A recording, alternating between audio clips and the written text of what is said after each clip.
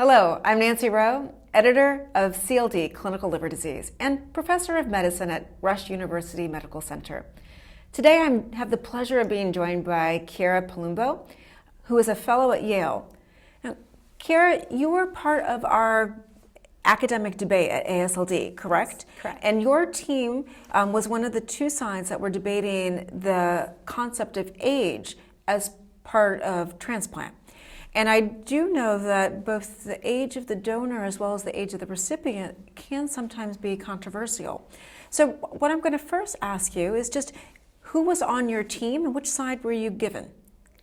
So it was my colleague Lamia, Haque, and myself, and our mentor was Dr. Batisti, and we argued the pro side. So transplant should be offered to older adults. So it's really looking at age as it relates to the recipient, not so much donor. So obviously that's an interesting question too. And what was considered old? As someone who's actually old, right? No. So the debate was centered around a specific case. It was a 73-year-old with decompensated PBC cirrhosis, but otherwise had no life-limiting comorbidities and who was in excellent shape. So the particular age that was given was 73 in the case, but generally it was a debate if patients older than 70 as a group should be offered transplant. Right. And so from a pro side, why don't you give me just a little bit of a rundown as to what you used to convince the audience that age should not be a strict contraindication to transplant? So Lamia and I argued three main points. The first being that a comprehensive assessment of physiologic age, so including a patient's comorbidities, their functional and nutritional status, a measurement of their frailty, should guide their transplant eligibility rather than chronological age alone. And that's in keeping with current evidence in AASLD guidance. So that first dimension of the debate was an opportunity to explore the question of frailty or lack thereof in the case of our particular case patient and how it relates to transplant candidacy, which is an emerging hot topic these days. Our second point was that in carefully selected older adults, post-transplant outcomes have been shown to be comparable to those in younger recipients. And our third point was that it cannot be justified from an ethical standpoint to deny transplant to older adults on the basis of an arbitrary age cutoff. We're all aware that we're operating under a critical organ shortage, unfortunately. However, our current allocation system, our MELD-based system, is one that's based on the principle of justice, whereby patients access organs based on the urgency of their need. And really, their projected life expectancy post-transplant doesn't, factor into the equation.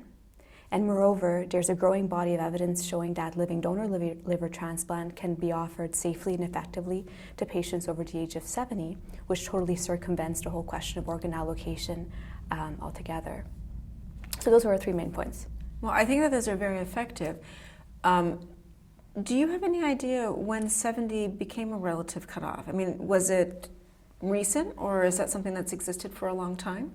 It's something that's been sort of an unspoken rule or a convention, at least for the past little while. It's also been sort of an evolving target. From my reading, at least, when transplant, first began, 50 used to be the cutoff, and then kind of pushed progressively through the decades as we became, as a medical community, better at doing transplant, and as our population aged as well.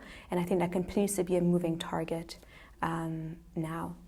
Yeah, I suppose it has to also be balanced by the fact that we do expect Americans to live longer. Absolutely. Now, maybe that's not true, as they all get NAFLD and have other comorbid conditions, but well-chosen Americans. And exactly. Selection is key. Yes. And I suspect that the con side also had some pretty good points. When you argued your rebuttal, what do you think was the most important thing to take that listener home towards? I think, so the con side obviously pointed out that there are some studies that still show that older adults don't do quite as well post-transplant compared to younger patients. And it's not to deny that literature exists, but our main point was that that literature failed to account for patients' comorbidities and frailty, which are major confounders of chronological age.